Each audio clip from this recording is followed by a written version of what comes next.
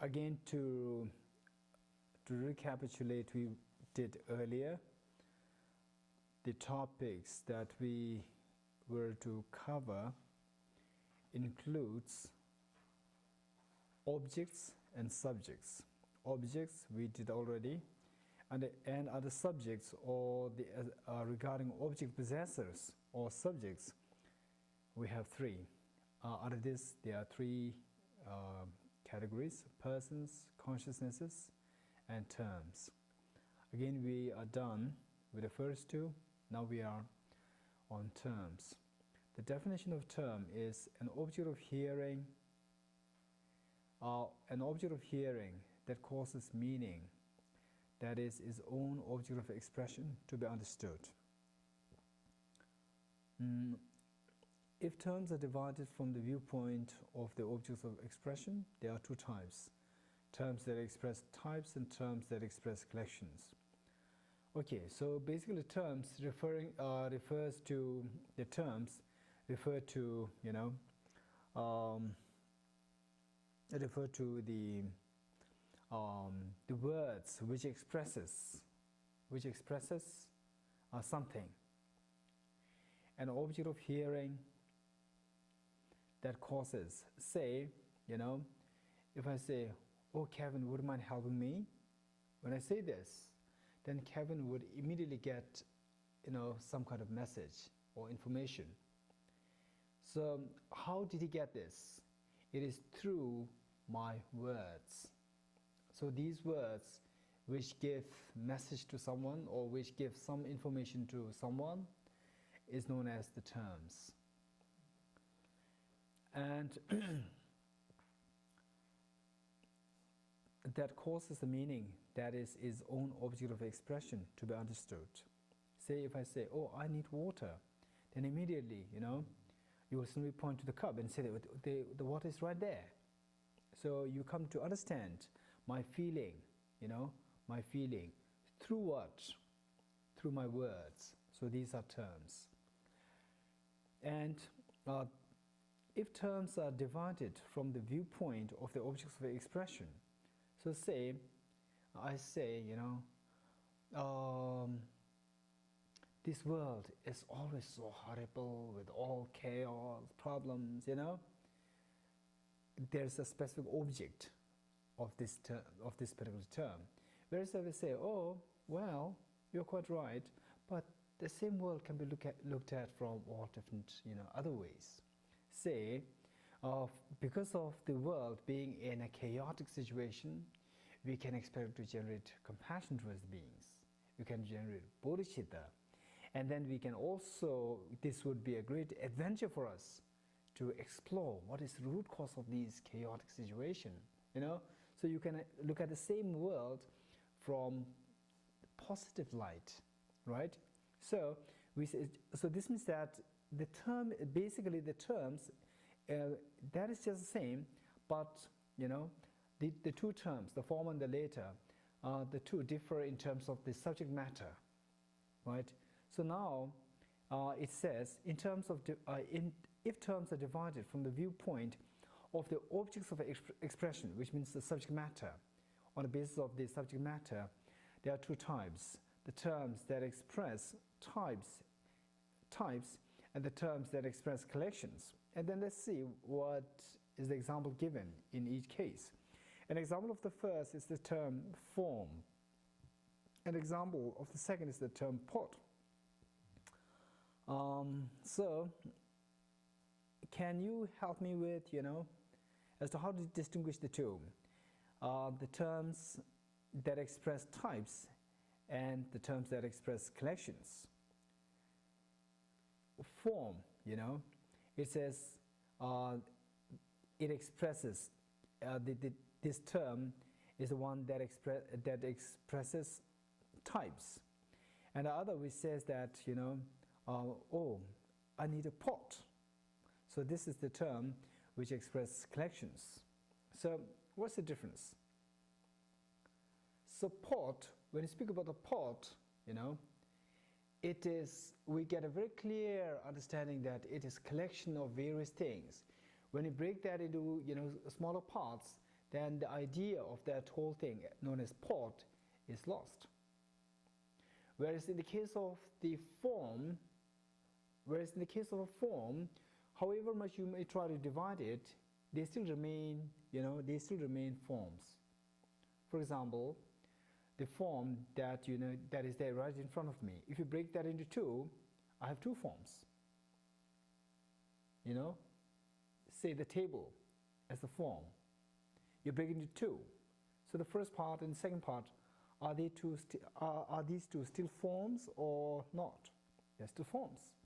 Again, the first part you break into millions, millions of pieces. Again, the first millionth, 1/1,000,000th of the piece, is it still a form or the consciousness? It's still a form. So however much you may try to break the form, it still remains as a form. So it maintains its nature, its type as a form. Whereas in the case of the second, it is simply which expresses, which expresses the collection, meaning the pot. Or it is just a collection of, some things which are not pot. And then by collecting these non-pot parts which are non-pots, then the solid thing is what we call as pot, right?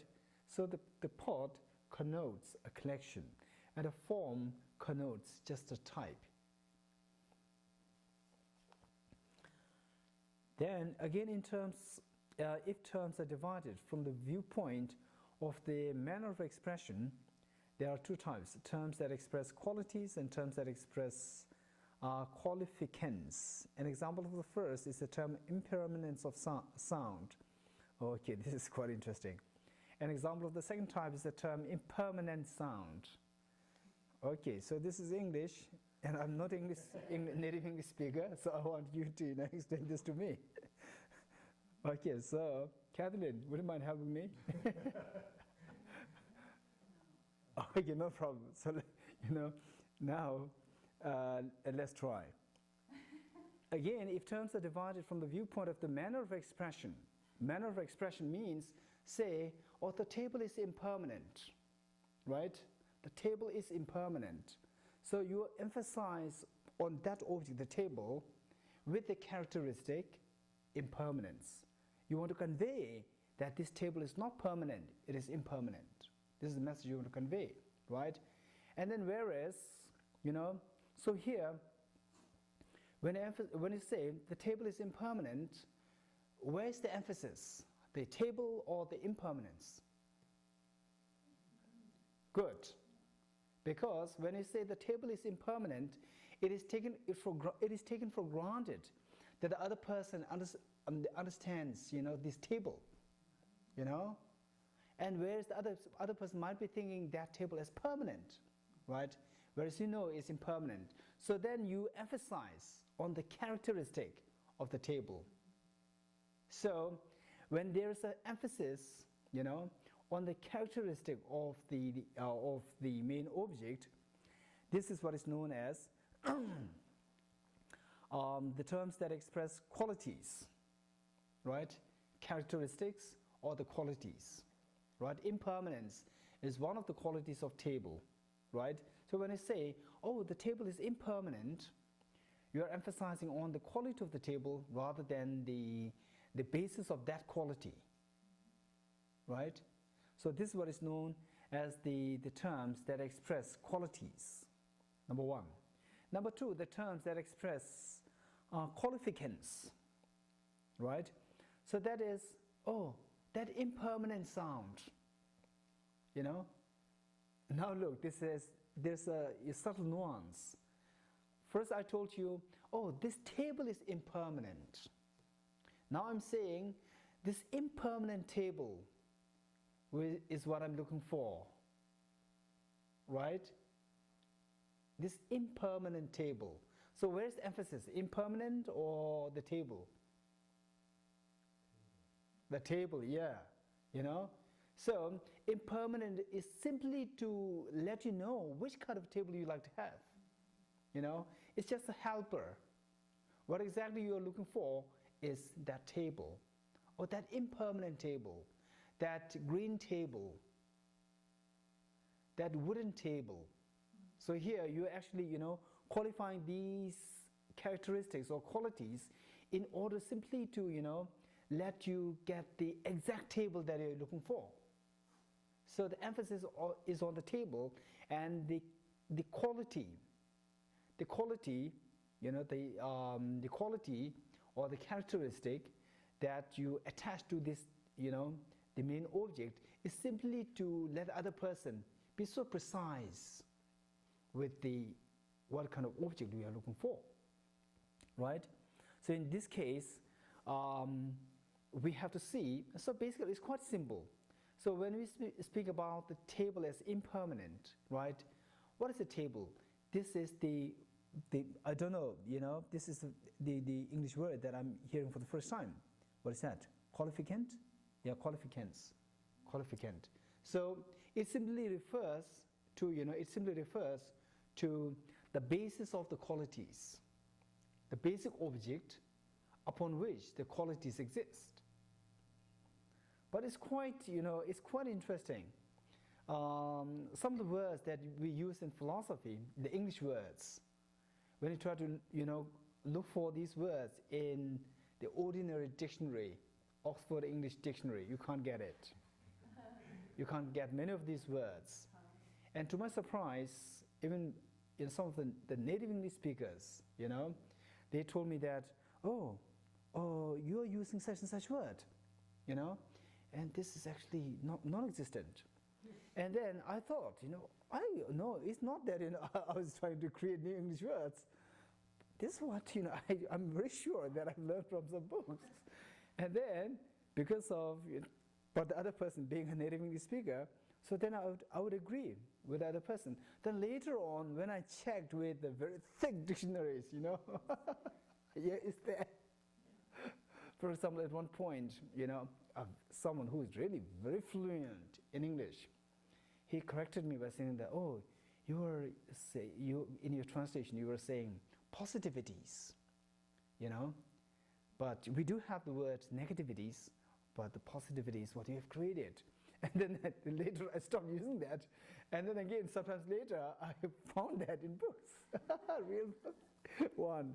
And, and another word, sensorial, This again, the person, wholeheartedly, warm-heartedly, being so kind, very kindly told me that this word is non-existent.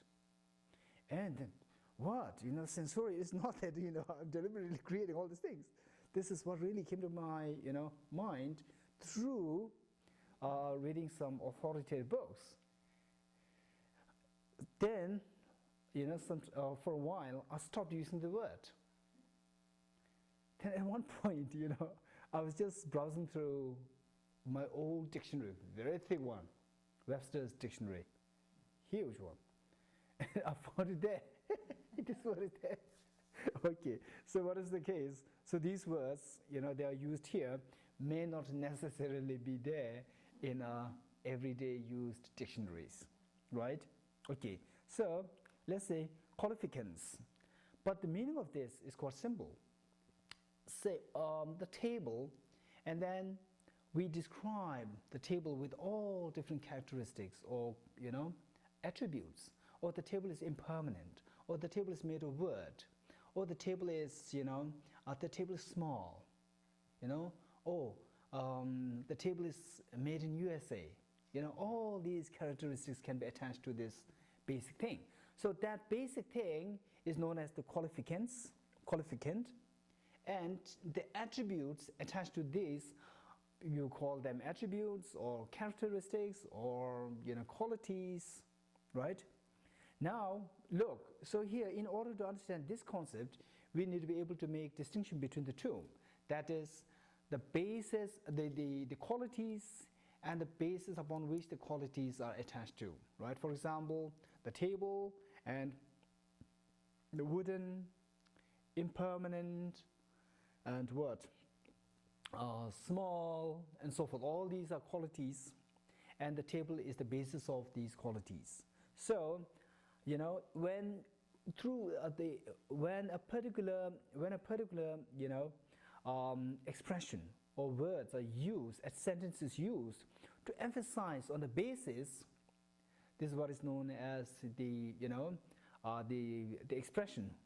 What is said here? The terms that the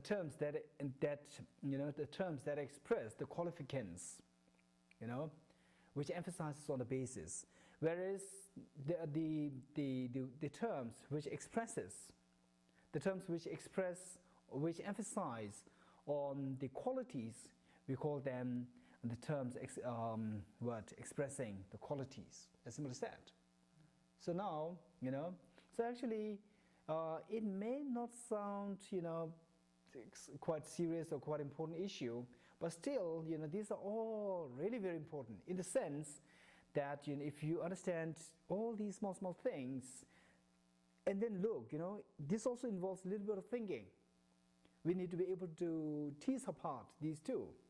Impermanent table, and the table is impermanent. Although these two just sound the same, but there's a difference in terms of emphasis, right? So through that, our mind will become more active. Our mind will become more sensitive to the subtle nuances in expression, in the ideas. So that's really very important. Okay, so now we got it. Now I'll give an example, and then you let me know whether it is a term expressing qualities or term expressing the qualificants, right? Okay, now your job, say, oh, that beautiful scenery. That beautiful scenery.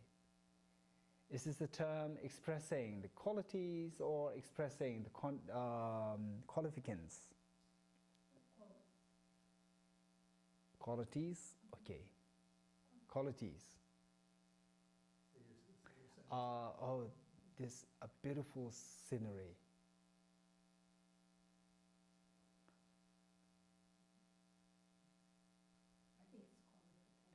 Qualificant.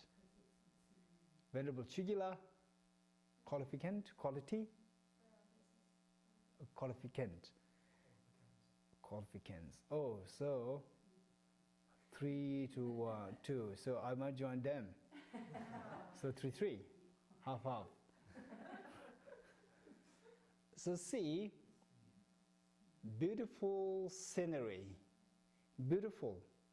Which of the two is quality and which is the basis? Oh, this we all agree, right? So when we say beautiful scenery, where's the emphasis?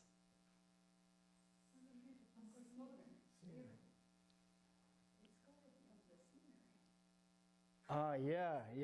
Actually, this is the scenery. There's the scenery. Because, I simply like to enjoy a scenery. What kind of scenery? A beautiful scenery, So beautiful is simply used in order to point to which kind of scenery you like to have. So the emphasis is on the scenery.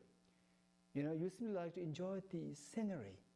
But which scenery? Then you may say the American scenery, or Sravasti Abbey scenery, right? So, whereas if you say, oh, this scene is really beautiful, then where is the emphasis? Yeah, right? The scene is beautiful. We know that in all of us, we know that there's a scene, but we don't know if that is beautiful or unattractive. Then you say, oh, it's beautiful, So there, the emphasis on the quality. Oh, that's easy. Next, assertions of the parts. This section has 3 parts. Objects of observation of the parts, and objects abandoned by the parts, and the nature of the parts. Again, and the way the outline is they're given is just the same as what we did in Vaipashika school, and this is what we are going to do in Chittamatra and Madhyamika. objects of observation of the parts, meaning, what is those objects which the parts would meditate upon. So this is the objects of observation of the parts. The 16 aspects of the four truths, the impermanence and so forth, are the objects of observation of the parts. Okay, so this one point, this is what is said there in Vibhashka as well, right? So basically, the practitioners, what they meditate upon while they are, on their paths, is meditating on the 16 aspects of what? Of the Four Noble Truths. Now look, the proponents of Sutra assert that the subtle selflessness and the subtle selflessness of persons are mutually inclusive. Okay, so this again, I would say this is much more the same as Vibhashka, but still we need a little bit of, clarification here and emphasis here. Basically, without qualifying a specific tenet system, when you speak about selflessness, the selflessness can be thought of in two ways. It is two kinds. Selflessness of person and what? Selflessness of phenomena too, right? However, out of the four Buddhist tenet systems, right? Tenet systems, the two lower tenet systems, what are they?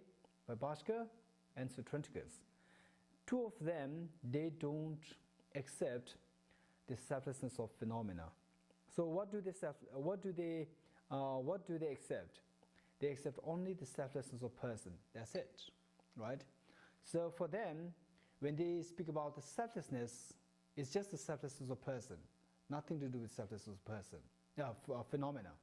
So selflessness of phenomena, will be brought into the scene only in the case of Chittamatra school and Madhyamika school. This is what we need to keep in mind, right?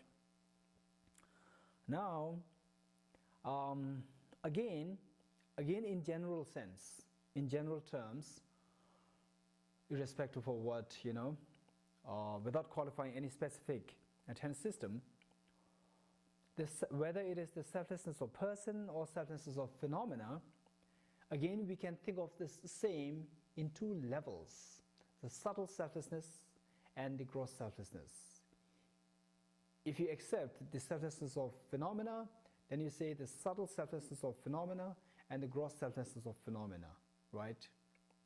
And in a similar tone, if you speak about, or if you accept the selflessness of person, of course this is what all Buddhist schools accept, selflessness of person, then again you speak of the subtle selflessness of the subtle selflessness of person and the gross selflessness of person. So this we need to keep in mind. Okay. So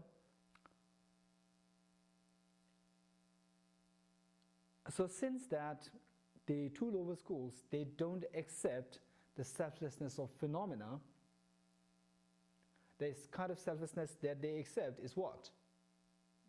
Selflessness of person. Because of which, when they speak about the subtle selflessness, it immediately refers to the subtle selflessness of person, right? So it says that the proponents of Sutra or Sutrantika assert that the subtle selflessness and the subtle selflessness of persons are mutually inclusive, right? This is one important point. Now, just for our own information, or just for our own mental exercise, let me ask you. Sutrantika school, and Vibhashka as well, do they accept subtle selflessness? Do they accept subtle selflessness? Yes. So when they say subtle selflessness, they simply mean subtle selflessness of a person, right? Okay. Now my next question. do you imply, when you say that, oh, they do accept subtle self, what is the kind of self that is accepted by the non-Buddhist ancient Indian philosophers? Good. Atman. What do you mean by Atman? What do you mean by soul? Good, good, good, yeah.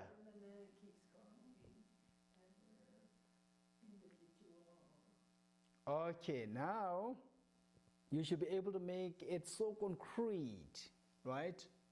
How to make it concrete? So Atman or soul, whatever you may call it, it is simply defined as a self with three characteristics. A self with three characteristics. In short, eternal, unitary, independent self. Eternal, unitary, independent self. Right? Okay. So, rejecting this self is one level of selflessness of person. Rejecting this kind of self, rejecting eternal, unitary, independent self is one level of selflessness. Right? Okay. Now, what do you think which level of the selflessness is this? Good, the gross one. So what do you call this? What do you call this selflessness? The gross selflessness, right? Or the gross selflessness of person, right? So if anyone asks you to simply give them an example of a gross selflessness of person according to all Buddhist schools other than Prasangika, just take away Prasangika. All other schools, all other Buddhist schools, even Swatantrika Madhyamika, they all, in terms of accepting the selflessness of person, right from Vaibhashika to Swatantrika Madhyamika, they all simply, they simply share, the same idea as to what it means by selflessness of person. What does it mean by the gross selflessness of person? What does it mean by the subtle selflessness of person? So this is equally shared, by all Buddhist schools other than Prasangika, right? Okay. So now if that is the case, right, we said that the selflessness of eternal, unitary, independent self is the what? The gross selflessness or the subtle selflessness? Gross selflessness. Gross selflessness of phenomena or gross selflessness of person? Gross selflessness of person. Good. Now, what is the subtle selflessness of person? Okay. So that last time when we were doing Vaibhashika's, Vaibhashika's tenet system on the same topic, we did that. That is the selflessness of self-sufficient, substantial self or person. Self-sufficient, substantial person. Right? The subtle selflessness of person is the selflessness of self-sufficient, substantial person. Right? So, some people translate it as, instead of self-sufficient, to make it less wordy, we simply say the selflessness of autonomous, substantial self or autonomous, substantial person. Right? Okay. Now my next question. What is the example of the gross selflessness of person? You can simply say the selflessness of Atman, the selflessness of soul, But better to make it so precise, simply directly say, right away you say, the selflessness of eternal, unitary, independent self. Right? Okay. What is the subtle selflessness of person? selflessness of, you must qualify that. Otherwise, if I say, right, you got it. So what is this, the subtle selflessness of person? The selflessness of an autonomous, substantial person. Perfect. You say the selflessness. Exactly, you must say this, right? Otherwise, if I say, what do you mean by emptiness? You say inherent existence. This is the opposite of emptiness, The lack of inherent existence. You must qualify that, right? So, look, actually we can put it in this way. Samsara is what we need to, go away from. What we need to feel, freed of. We need to really be liberated from samsara. So there's samsara. And on the one hand, there's a root cause of samsara. On the other hand, there is the ultimate wisdom to free us from samsara. One to trap us within samsara, the other to free us from samsara. So the one to trap us in samsara is the ignorance. And the one which frees us from samsara is the wisdom. And the ignorance, there are millions of different kinds of ignorance. And the wisdom, there are millions of different kinds of wisdom. But which kind of ignorance is the ultimate root cause of samsara? And which kind of wisdom is the ultimate wisdom to liberate from samsara? So, just tell me first, what is out of all these millions of ignorance, which is the one which traps us in samsara? Sufficient, substantial person. Belief in the existence, the belief in the existence of self-sufficient, substantial person, right? Okay, so let me put it this way. First, before making it so complicated or before making it philosophical, simply say, if we think ourselves, there's a Buddha Shakyamuni, and he has already achieved enlightenment. He's already freed from samsara, right? He's already freed from samsara. But we are still in samsara, right? It's not a matter, when it comes to you, someone else getting freed from samsara doesn't really make any difference to you. You're still in samsara, right? So, if you think carefully, then just examine as to what is it that qualifies you as a samsaric being, and what is it there in the Buddha which qualifies him as someone liberated from samsara. So we see that, in a very vernacular language, in a very colloquial language, we see that there's a sense of I, grasping at the I. Grasping at the I. Whereas in the case of the Buddha, no, for him, there's, just as he has no grasping over the attractive objects outside, he has no grasping over the self as well, right? So because of which he's freed.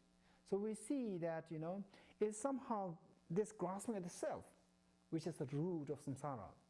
And then again, within this grasping, there are all different kinds, different levels. Grasping at the self to be eternal, unitary, independent self, right? And the grasping at the self to be self-sufficient, substantial person. Again, at least there are two different levels. So which of the two is subtle and which is gross? The grasping at the self to be eternal, unitary, independent is gross. And the grasping at the self to be self-sufficient, substantial person is subtle, right? So of these two, finally, the grasping which really ensnares us in samsara, which really entangles us in samsara, is the subtle grasping. What is the subtle grasping at the self? Belief in the self to be self-sufficient, substantial person. That's it. So this is the root cause. This is the worst of the ignorance which traps us in samsara, right? Now, let's explore the wisdom side, right? the wisdom side. So before exploring into the wisdom side, let me give an example. Say, right now we are at midnight, right? Midnight, 12 a.m. or p.m. What is that? First 1 minute, a.m. So there, and there's no light here, right? And we are supposed to be studying, you know, that Madhyamika, that emptiness, two pages, right? So without which, the next day, no teaching on the subtler level of emptiness. And you're so keen on emptiness, so therefore you want to really study that. But unfortunately, there is no light, you know, the power off, the power cut off. And it's just pitch dark. So there's darkness, because of which you are unable to see what you're supposed to read. You know, this is ignorance. So how to eliminate this ignorance? Are you going to have some kind of miracle to read it? Or are you going to do something else? What? Bring a candle. You know? Right? Bring some kind of light. So by introducing a light, this darkness will be eliminated. So what is that thing which is directly in opposition to the darkness? It is a light. Similarly, you know, it is only by introducing what is directly in opposition to the darkness that we are able to enjoy the reading.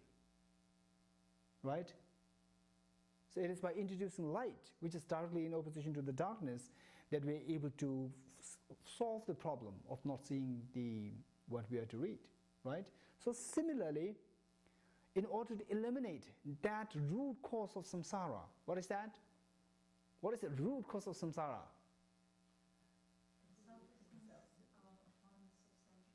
The grasping at the self-sufficient,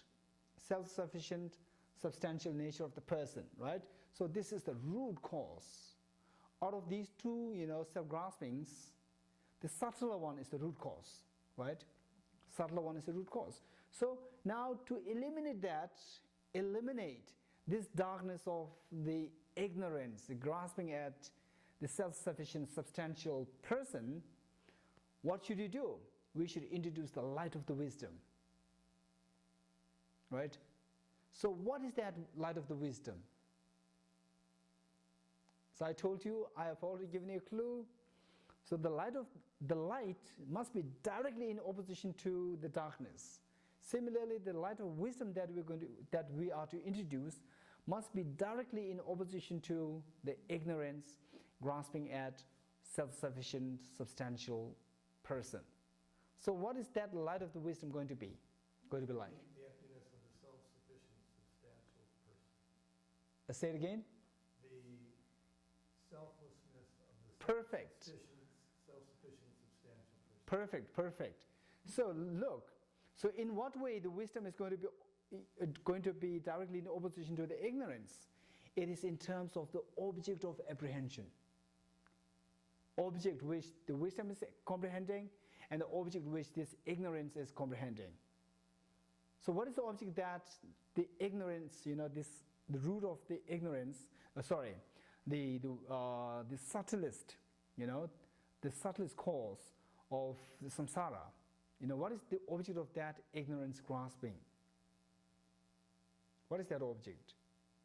That is, self-sufficient, substantial person. So, you know, the wisdom should apprehend the opposite of that. So what is the opposite of self-sufficient, substantial person? What is the opposite of self-sufficient, substantial person? Exactly. Exactly. The emptiness of the self-sufficient, substantial person, or the selflessness of self-sufficient, substantial person. These two just mean same. If you're keen on using the word emptiness, go for that. If you're keen on using the word selflessness, go for that. The emptiness of or selflessness of self-sufficient, substantial person. Right? So this is going to be the wisdom which we need to cultivate or introduce in order to eliminate this ignorance grasping at self-sufficient, substantial person, right? If you eliminate that, what will happen? If you eliminate this subtle ignorance, what will happen? The light will come on. Right. So actually this it should be the other way around. So we introduce the light, what will happen? It will eliminate the darkness, this ignorance. What will happen if this ignorance is, this ignorance grasping at self-sufficient, substantial person is eliminated? What will happen? Liberation. Then you will be liberated. That's it. Perfect. Right? Okay. Now look. Don't forget it. Maintain it, retain it. Retain it, right? Now the next point. The next point. So this is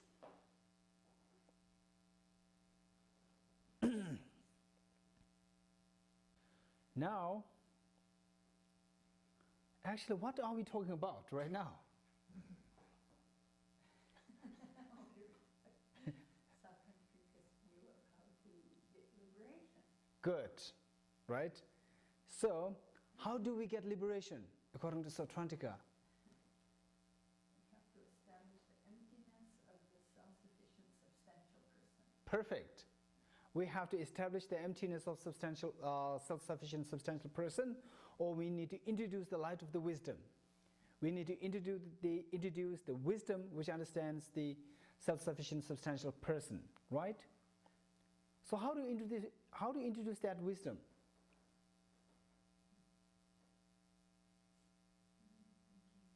Good. This is by hearing, thinking, and meditating on what?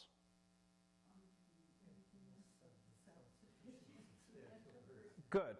So it is by means of hearing, thinking, and meditating on the self-sufficient, substantial person, right? Okay. So now, so this means that don't you have to meditate on impermanence? Don't you have to meditate on renunciation? So what for then? Meditation impermanence, meditation the suffering nature of samsara. What for these are done? If we say that it is by meditating on the wisdom of what? This wisdom which realizes the emptiness of self-sufficient substantial person, then what for? Other meditations, like meditation impermanence, meditation on suffering, meditation on renunciation, what for? Because you won't do it if you don't meditate on those first. Are you sure? You won't have any motivation. Are you sure? Understand suffering, yeah. So if you come to know that you are in samsara, and if you come to know that no, I want to be the best of the person, I want to be the happiest of the person, then the Buddha says, directly meditate on this, emptiness of self-sufficient substantial person. But then directly meditate on this. This was the need of all these things. And the teaching also very simple. We need just one paper, that's it. And all these books, those volumes, just useless. What for? Tell me. Because you need the method side and the wisdom side. You have to have compassion and wisdom to reach that final goal. Why do we need that? Why do we need that? Because you might get stuck if you don't have both. How? You'll be stuck in knowing the lack of a substantial, self-sufficient person, but that's all you will know, and you will become an arhat, and you won't be a Buddha. I see. This means for Arhat, you don't meditate emptiness, might be impermanence. Arhat, there is no need to meditate on renunciation. I see. Oh, that's wonderful. So this is the secret that we have discovered. So now we go on mission to tell all the Arhat, all those person, those people following the Shravakas and Pradika Buddha meditations, we have now discovered that there's no need to meditate on the 16 characteristics of the Four Noble Truths. We simply meditate on the emptiness of self-sufficient substantial person. And then that's it, you get that. Crack the answer. Okay, so this is the issue, right? So some people, because of gaining a little bit of understanding of these things, they then tend to, discard these other practices, right? So, whereas if one truly understands the concept well, then in Sharideva's Guided Bodhisattva's Way of Life, the 9th chapter, I think in the opening stanza, he said that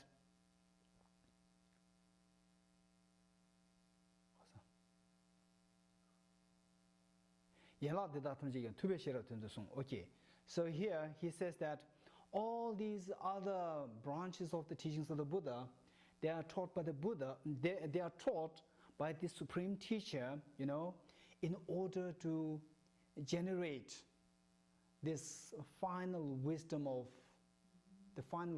emptiness. So I quite agree with what Kathleen said in the beginning, and then she changed and made it worse. Otherwise I very much agree with what she said in the beginning. So actually these are all different, all other teachings, the teachings on impermanence, the teaching on the suffering nature of samsara, the teaching on nirvana, the teaching on the compassion, the immeasurable practices of love, compassion, equanimity, and joy, all these practices, they're all actually, although each of these practices are not the final liberating wisdom, but they are indispensably required. Because, without these, that final wisdom cannot be generated. You may have a superficial understanding of that wisdom, but the true living experience of that wisdom is impossible, without the other factors, right? So, Sharadeva in his text, he said that all other branches of the teachings, they are taught by the Buddha in order to generate this wisdom. And also by Dharmakirti in his text, I think Dharmakirti around 8th century. Dharmakirti in his text, Pramana Vartika, that is the commentary on valid cognition. There he said that emptiness is the liberating path, and all other meditations are to nurture that emptiness. So what Dharmakirti said and what Sharadeva said, these two go exactly in parallel, right?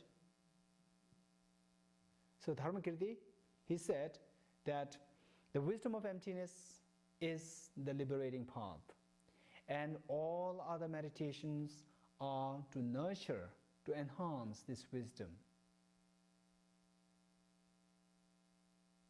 right? Okay.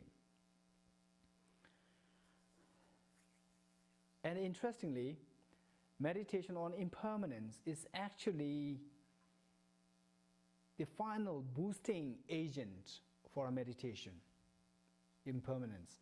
Because it is said that the Buddha Shakyamuni, he first, of all different teachings, the first teaching that he gave is the teaching on impermanence. And of all the teachings, the final teaching that he gave is the teaching on impermanence. How? The first, because he taught the Four Noble Truths. And what is the first truth? The truth of suffering. And the truth of suffering is 4 characteristics. And what are they? The first one is impermanent, right? So he taught impermanence, the teaching on impermanence at the beginning.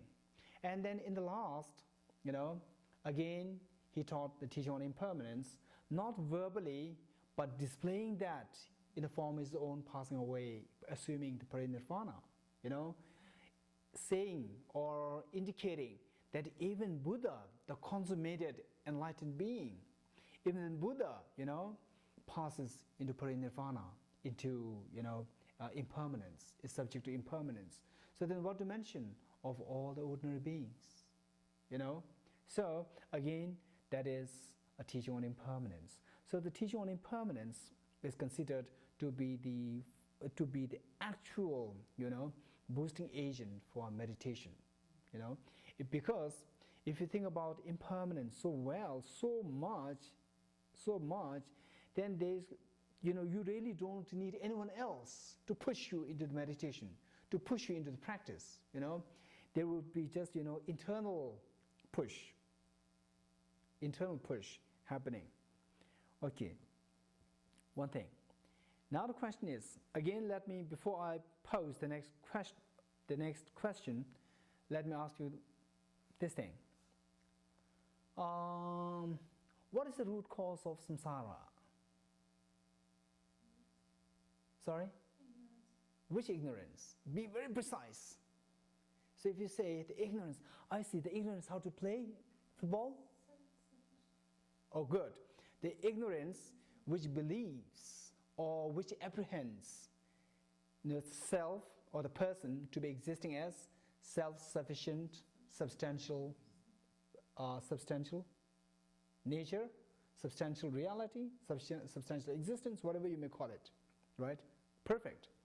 So this is the final ignorance, the root cause of samsara. Next, how to eliminate this root cause? Establish the emptiness. The emptiness of the self-sufficient, substantial person. Good. So better, instead of, this one is too direct.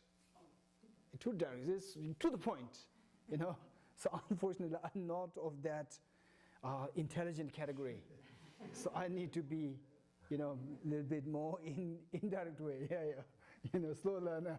So Catherine really took me to direct, direct point, to the point. Okay, so first say, it should be that can be eliminated by meditating on the wisdom which is directly in opposition to this. Then I will get something. Otherwise, if you say directly, I think, this is not my... Okay, so I see, out of all these different wisdoms, what kind of wisdom do we need to cultivate?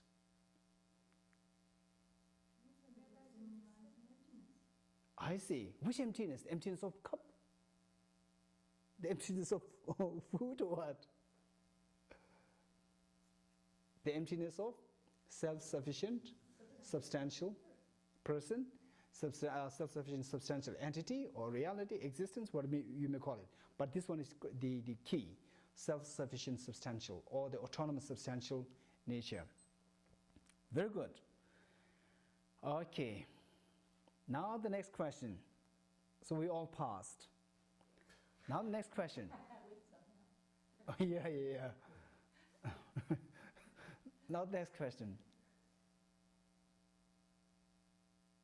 Do you think that this kind of meditation, this kind of, the approach is what is going to lead to nirvana according to all Buddhist schools, or just according to Vipassana, or just from the point of view of Prasangika?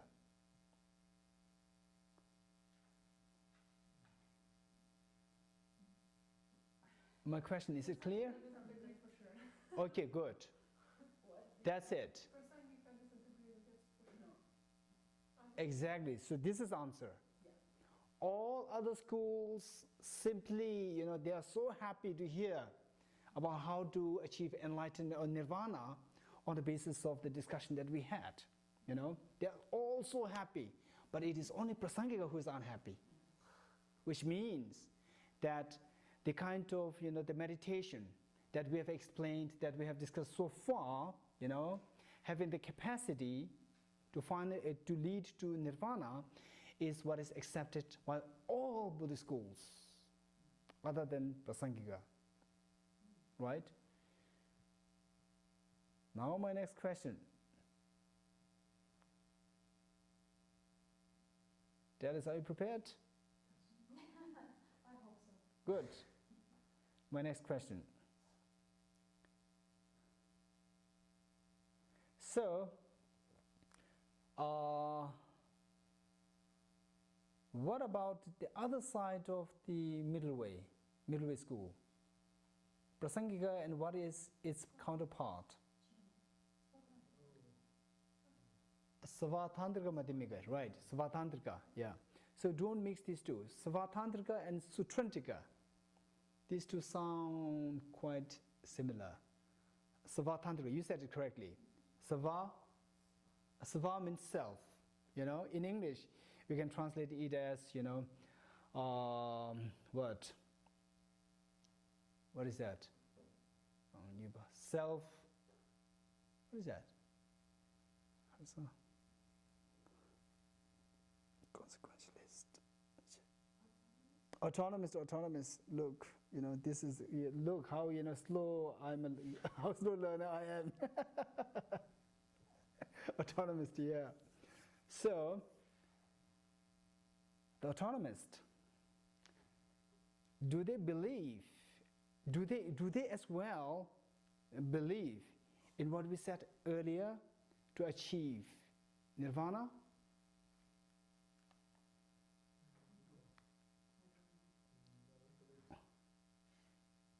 And what did we say? Other than prasangikas, Oh, so they are other than prasangika. yeah. Okay. Is it prasangika or not? They are not prasangika. They are not prasangika, which means they fall in this category. They do believe this. Yeah, they do believe in whatever we said in relation to how to achieve nirvana, freedom from suffering, right? Okay, now my next question. Do they believe in the surfaceness of phenomena? Savatantrika or the autonomist.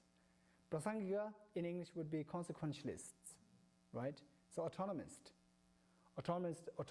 Madhyamika or the Savatantrika Madhyamika. Do they believe in the surfaceness of phenomena? Okay, good. Next question. In order to achieve nirvana, don't they think that one needs to meditate on the surfaceness of phenomena?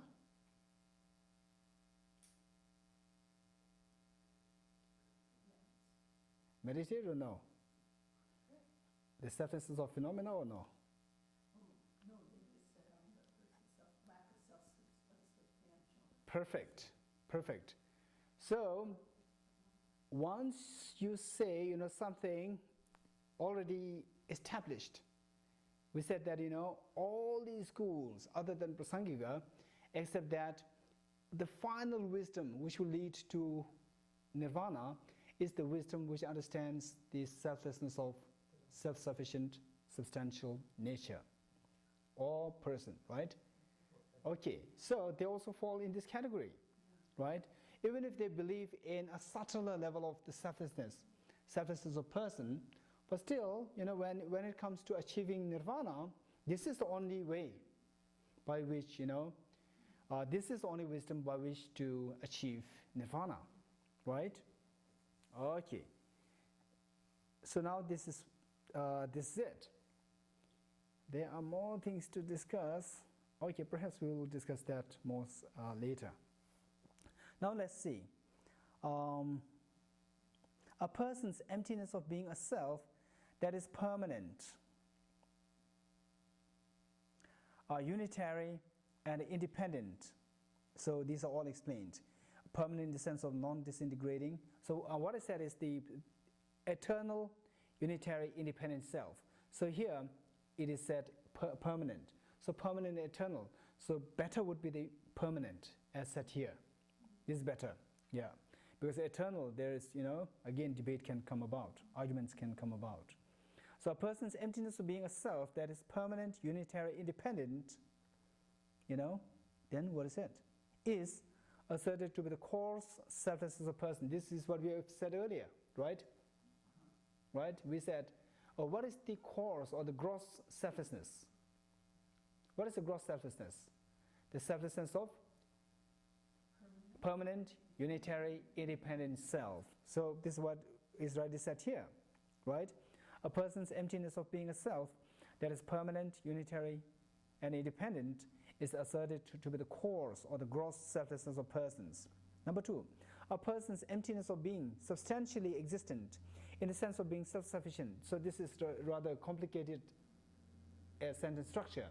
So it can be put it as a person's emptiness of self-sufficient, substantial existence, right? Or self is asserted to be the subtle selflessness of persons that we already did. Next, objects abandoned by the paths, which means as you go along the path, what are the defilements that you need to abandon? What are the defilements that you need to eliminate, to purify your mind to achieve nirvana? So this is the objects, or the objects to be purified, objects abandoned by the paths or along the paths. Like the proponents of the Great Exposition, the proponents of Sutra use the vocabulary of a conception of a self of persons, afflictive ignorance and non-afflictive ignorance. Aside from merely those, the proponents of Sutra and the proponents of Great Exposition do not assert a conception of self or phenomena, nor do they assert obstructions to omniscience. Okay. Generally speaking, how many ultimate goals are there? How many goals are there? Nirvana and Buddhahood, right? Just nirvana and Buddhahood. These are the two goals, right? Oh, this is how His Holiness puts, quite recently. Oh, so that His Holiness did so, it's so amazing, his power of comprehending the concepts of Buddhism. So let me just share with you. So there are two goals. What are they?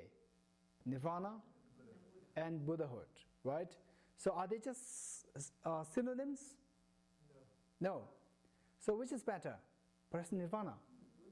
Buddhahood is much better, right? Nirvana is like $1 and Buddha is like millions of dollars. Yeah, it's like that, really. It's like that. So just cannot be compared. So anyway, there are two goals.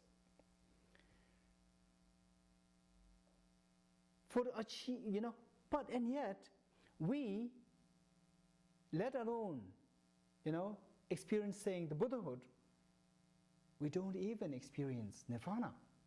So this means that there must be something which obstructs us to achieving these two goals. So, because there are two goals, there are also two obstructions that obstructs us. Two obstructions that obstruct us from achieving these two goals, right? So say, to set up, everything for Sravasti Abbey, say, just an example, how much would that cost? Some amount. Then to set up everything for USA, how much would that be? Even more. So say, if you have just enough money to set up Sravasti Abbey, do you think that this is going to be sufficient enough to set up the whole USA? No, right? So, which means that which is more difficult to set up, Sravasti Abbey or the whole USA? Right? That would be just, much more difficult to set up that. So similarly, this means that's the obstacle to setting up Abbey and the obstacle to setting up the whole USA, which is more powerful. Powerful in the sense, which is worse? Sorry? What's the Question question? is the obstacle to set up. The obstacle to set up Abbey, Sravasti Abbey, and the obstacle to set up the whole USA, which would be, more challenging. Of course. So similarly, there are two goals which differ in terms of quality, right? Qualities. Just as the two goals, they differ in qualities, the obstacles as well, they differ in quality. So one obstacle which obstructs you from achieving nirvana is easier to tackle with. Whereas the obstacle to achieve full enlightenment or Buddhahood is much more difficult to tackle with. Right? Now, two goals and two obstacles. Right? Okay. Now, say the two obstacles. So, As for, okay, so this is one part. Now, while you are having this obstacle, the, minor obstacle, which is that? Obstacle to nirvana. First, let me put it this way. So this obstacle, which comes in the way to achieving nirvana, is referred to as the afflictive obscuration. Afflictive obscurations. And the obscuration which comes in the way to achieving Buddhahood is referred to as the cognitive obscuration, or sometimes translated as obscuration to omniscience or Buddhahood. Right? Okay. Now imagine someone who is having the obscuration, the afflictive obscuration. So what is this person known as? Has he achieved a nirvana? The person who is with obstructions to the afflictive obscuration. So he has not achieved nirvana. He's still in samsara, right? He's still in samsara. So while in samsara, again we see some who are really enjoying, although, afflictive, but still enjoying, and some who experience excruciating pains, right? There are two. Which would you like to be? Of course, with no evident pains. So now look, within the domain of this, where you are while you're in samsara, so this means we beings. So while we're in samsara, our job is not simply to think of achieving nirvana or Buddhahood, but we need to also think of, carrying on this path to the next life. Carrying on this path to the next lives. Which means that the next life, it's not something that if you take birth as a dog or a cat or a mosquito, and then somebody's going to take care of you. Saying that, oh, in your last life you are a member of Sravasti Abbey. So this is your share. Nobody's going to, come to tell you that. So you're done. So now we have to make sure that this doesn't happen. That we don't fall within samsara. One is absolutely black, so painful, excruciatingly painful. The other one is relatively, less painful, with no evident pain, such as, say, like human beings, when we are, when we practice compassion, and then, when we have enough thing to eat and enough thing to put on, so then we say it's relatively happy, right? And particularly when you think about bodhicitta and these things, it's really enjoyable, right? So whereas the dogs, cats, and particularly, say, the animals who are going there in the butcher's house, the slaughterhouse, just imagine, So what we have here, Sravasti Abbey being vegetarian, is just an amazing thing, So just imagine those animals. It's not something story. It's real. It's really happening here in the USA, So small kids, they don't know that these, well-packed chickens, well-packed, beefs, these small kids, they don't know that from where they come. From the enormous pain, these animals undergo. They don't know that. So imagine if you take birth as such animal. How painful would it be? And still worse, imagine you are in, hungry ghost realm. You are in hell, hell being realm. So where, you are being burnt, all the time, always being burnt, getting burnt. So you are in the midst of bonfire. Just imagine. So painful. So while we are in samsara, so since that, we can hardly think of achieving Buddhahood within a single lifetime or achieving nirvana within a single lifetime. So we have to plan for next lives.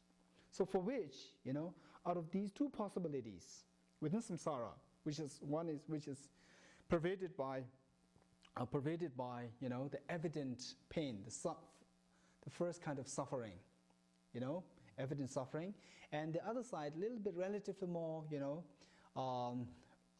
lighter, with more pervaded by the second, the suffering of change and the conditioned suffering, you know.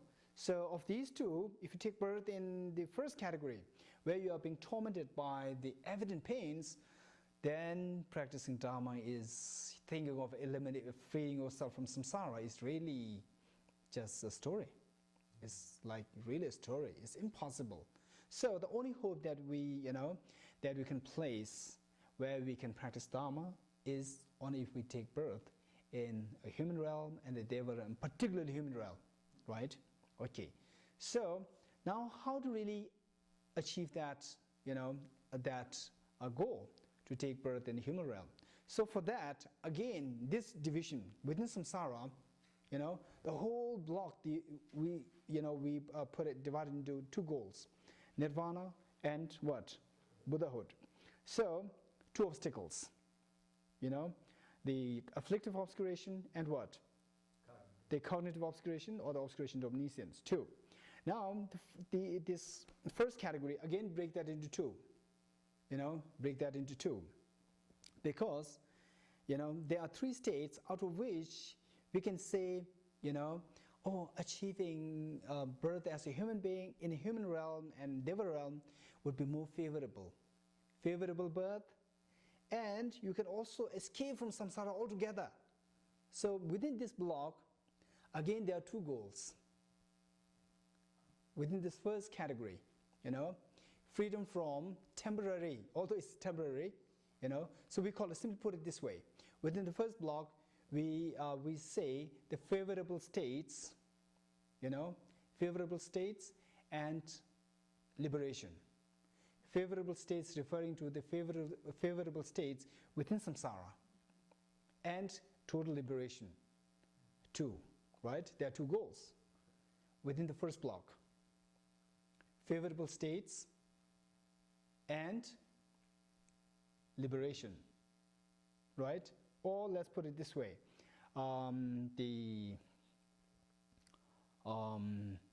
the higher states and the ultimate goodness. The higher states referring to the favorable states within samsara, and ultimate goodness referring to liberation. Right? Okay. Now, just as we have seen that there are two, there are two obstacles coming in the way to achieving the two main goals. Similarly, here in this case, there are two obstacles which come in the way to achieving the higher states and the perfect liberation. There are two obstacles, right? And the obstacle to achieving the perfect liberation is what we said earlier. What is that? Afflictive obscurations, right?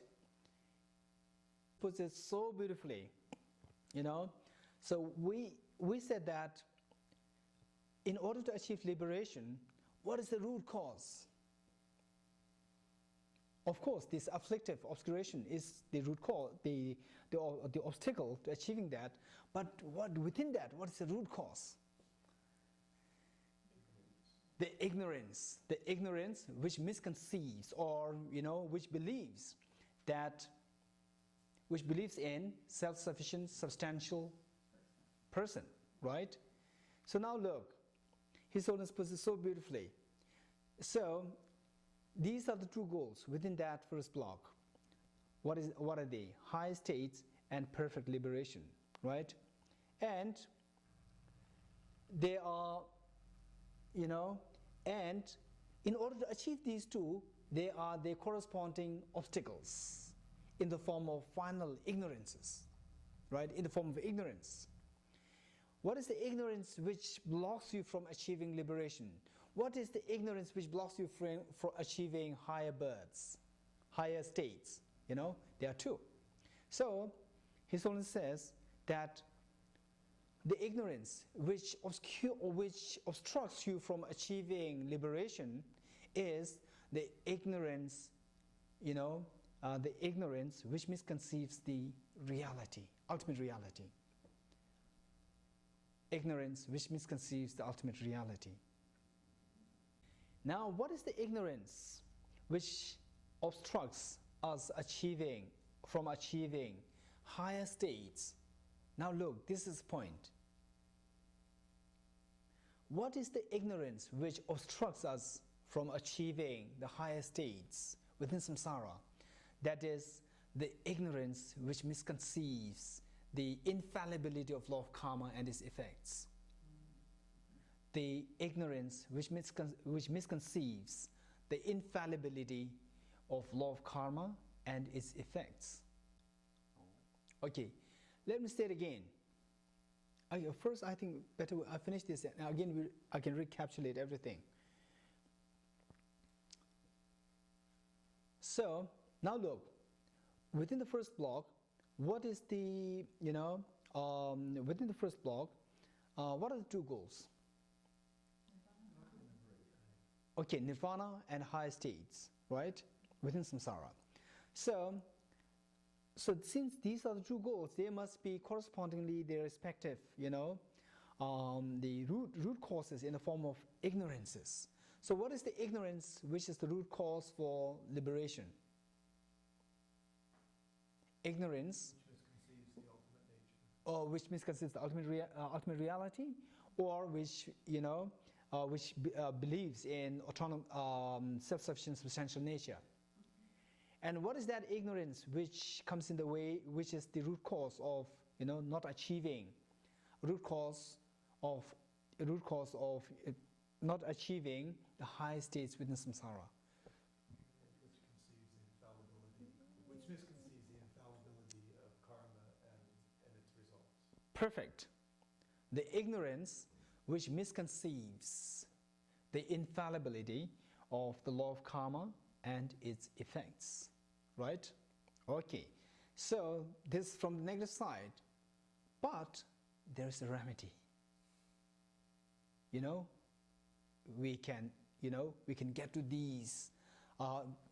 We can get to the two goals. But how?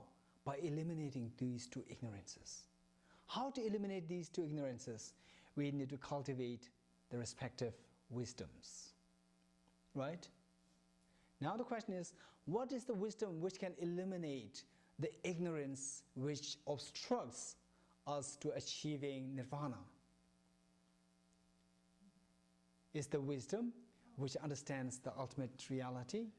The infallibility of the law of karma and its effects. This is the second one. I thought you said Liberation. What is the wisdom which is required to eliminate the ignorance which obstructs us achieving nirvana? which understands ultimate reality. Exactly. So just just try to think of the opposite of the ignorance.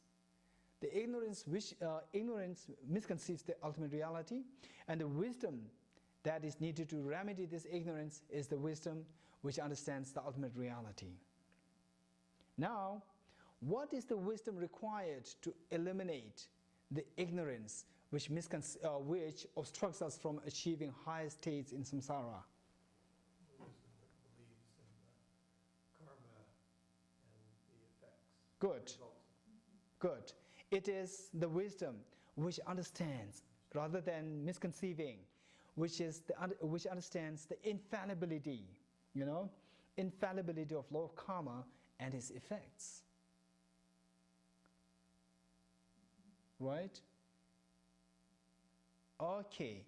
Now look, another very important part in this connection is the practice part. So now look, so there are two wisdoms, One is the wisdom which understands the efficacy, the infallibility of law of karma and its effects. And the other is the wisdom which understands the ultimate reality. They are the two wisdoms. So now look, what His Holiness says is that if you have the first wisdom, the wisdom which understands the infallibility of law of karma and its effects, right? What will happen is that you will not engage in negative actions. you will refrain from, you will refrain from all these all these actions which can potentially give rise to negative experiences, painful experiences, upon yourself in the future. So that is the practice of 10 virtuous actions. So now look, in the form of very systematic, pattern, right? So what are the 2 goals within the first block? Higher states and liberation. If you want to achieve higher states, what should we know about the ignorance? Which ignorance blocks you from achieving that? It is the ignorance which misconceives the infallibility of law of karma and its effects. How to eliminate that ignorance? By cultivating the wisdom. Which wisdom? Which understands the infallibility of law of karma and its effects. I see. If you cultivate that wisdom, what is the actual practice that you're going to engage in? The practice of, observing the practice of embracing the 10 virtuous actions, and or we can put it in a different way, the practice of, observing the, abstention from the 10 non-virtuous actions. So then you don't have to really force yourself. Once you understand the infallibility of law of karma and its effects, then it will automatically lead you into the practice of 10 virtuous actions, right? So because of this practice, the result that you're going to achieve is high states, right? So next life, if you don't want to take birth as a cat, dog, or hell realm like this, or in other words, you want to take birth as human beings or, higher realms, then we should make sure that in terms of the practice, we need to practice the 10 virtuous actions. But then how to really boost this practice is by cultivating the wisdom which understands the infallibility of law of karma and its effects. So what will happen with this wisdom? It will help you eliminate this ignorance which misconceives the infallibility of law of karma and its effects. If that ignorance is eliminated, what will happen? Then the practice will really become so pure, it will not be tainted by these ignorances. Okay, 1. Now the other side. So, what is the goal? Nirvana. What is the ultimate ignorance which obstructs us achieving nirvana? That which misconceives the ultimate nature of reality. Good. Which misconceives the ultimate nature of the reality, or say, which misconceives or which believes in the self-sufficient substantial nature, right? Then, what is the wisdom that we need to cultivate to eliminate that? The wisdom which understands the ultimate reality, or the wisdom which understands the emptiness of self-sufficient substantial nature, right? Okay, so what's going to be the actual practice? So what will happen to you, if you cultivate this wisdom?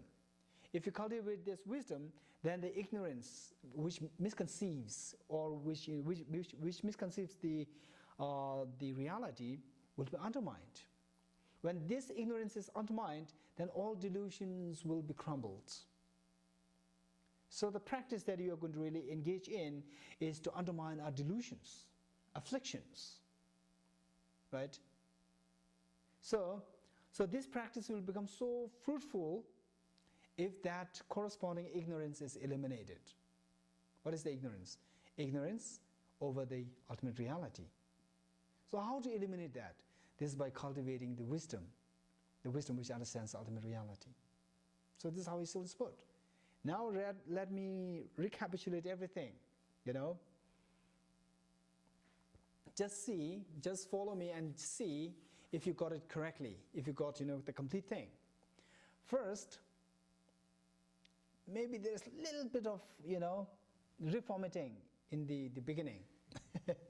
So there is, in terms of goal, there are 2 goals. Instead of simply, jumping to nirvana and ultimate reality, the Buddhahood, we say the higher states within samsara and the ultimate goodness.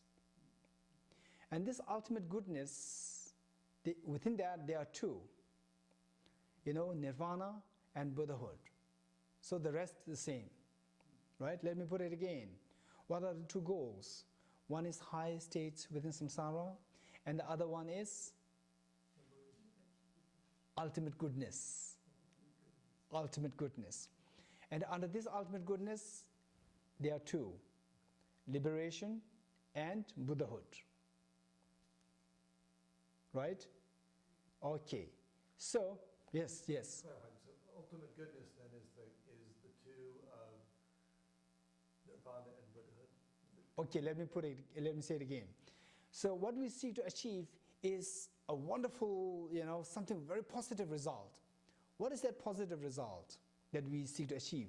There are two. Let me start from the beginning. The positive result that we always seek to achieve, it constitutes two parts. The what? Higher states within samsara and ultimate goodness. Higher states and ultimate goodness. Right? This ultimate goodness is, ultimate goodness connotes, say for example, you're sick for a while and then you're healed. Then you feel so happy, But this happiness, is it that it lasts eternally? Again, you might get sick, which means that, this original pain will relapse. Pain can relapse. So this sickness, this recovery is a temporary relief from that pain. It's just temporary, it's not ultimate. It's temporary relief. So it can, go back to the same problem. So whereas, if you achieve nirvana, or if you achieve Buddhahood, it will not go back to the original painful, states. So if you achieve nirvana, then you will not go back to samsara anymore. Whereas if you achieve Buddhahood, then you are totally freed from any kinds of faults. Which means that then later on, none of the faults will ever come back in you. Right? So therefore it is ultimate. So the ultimate good, it is two kinds. What are they? Nirvana and Buddhahood, or liberation and Buddhahood. Correct. So, as for, now look. So what is the, for the achieve, now how many goals we have? We have 3 goals, right? We have 3 goals. So, now see. So first let us talk the nirvana and the higher states, and the Buddhahood will leave for a while. Then after completing everything, then we'll go for the Buddhahood, right?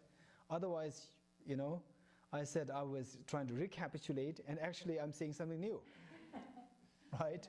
Okay, so what is the ignorance? Actually, since we already did, we can actually have everything here. So, in order to achieve these 3 goals, there must be their respective obstacles, So, what is the obstacle to achieving, what is the obstacle to in achieving the high states? The ignorance which misconceives the infallibility of the law. Karma and its effects. Good. And what is the obstacle which, comes in the way to achieving nirvana? Misconception of the nature of reality. Good. The ignorance which misconceives the reality of the ultimate reality, or you say the afflictive obscuration, right? And what is the obscuration which comes in the way to achieving Buddhahood? Cognitive obscurations. Good. Cognitive obscurations, or obscuration to omniscience, right? We're done with that. Now look, so now we know what the obstacles are. So now we should think of eliminating these obstacles. So what is the way by which we eliminate the obstacle, to achieving the higher states? By understanding by cultivating the wisdom which understands the infallibility of low karma and its effects. Good. So how would you eliminate the obstacle to achieving nirvana? By cultivating the wisdom. That understands the nature of reality or Good. self. That understands the nature of reality or the emptiness of self-sufficient substantial existence, right? Then what is going to be how would you eliminate the obstacle to the cognitive obscuration? How would you eliminate the obstacle to achieving nirvana? Buddhahood. So actually, look, so what I'm trying to tell you is sharing with you what His Holiness said, right?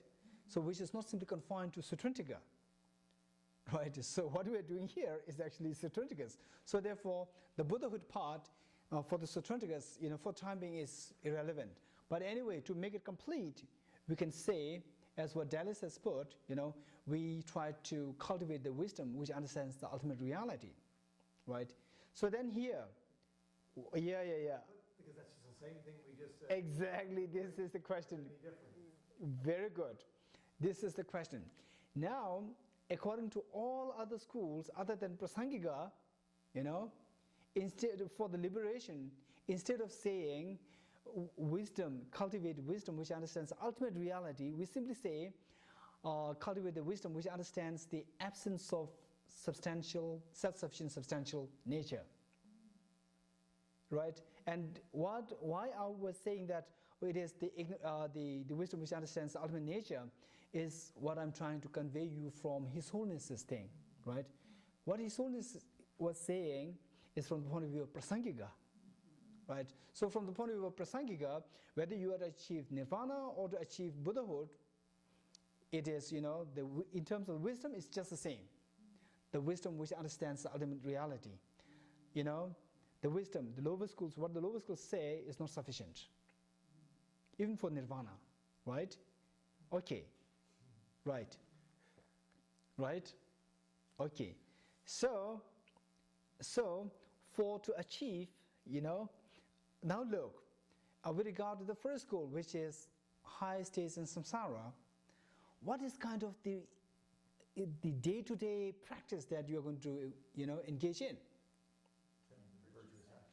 Or engage in the practice of 10 virtuous actions, or refraining the 10 non-virtuous actions, right? Observing the ethical discipline of refraining from the 10 non-virtuous actions.